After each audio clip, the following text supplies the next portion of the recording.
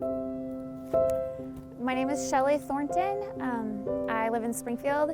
I lost my dad to COVID-19 on September 11th, 2020. I have been calling him like your typical Southwest Missouri guy. He was born in Mansfield, Missouri. He loved to teach Sunday school. He taught second graders at South Haven Baptist Church.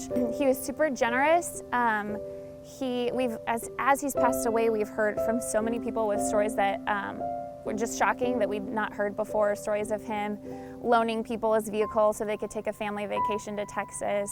Stories of him driving a woman and her daughter to Kansas City to get heart surgery when she was really young.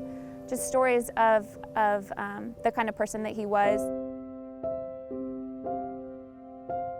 When this started in March, maybe for us around here, he said, "Oh, this will all be over by Easter. You know, it's an election year. People are blowing this out of proportion." And that was kind of his attitude. I think that was his attitude the whole time. He didn't know the risk that he was taking. He did not believe, he did not know that this could be as serious as it is, and he would never have chosen, to be taken from us, to be, he would never have chosen to spend his last days, in isolation in a hospital. There are a lot of things that he said. He was talking about how, he was saying, it's just hard because there's so much information out there and you really don't know who you can believe.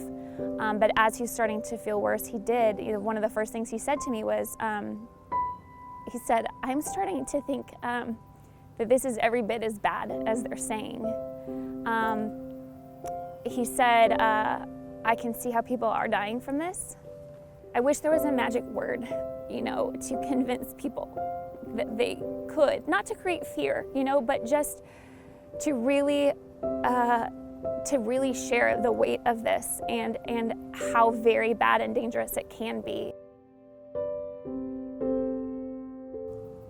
We are all connected in this community, and what's happening to my family might not directly affect you, but there are other families in this community living this exact same thing, and you do not have to go very far right now to find someone who is mourning or grieving or burying a loved one from this. And it is our hope,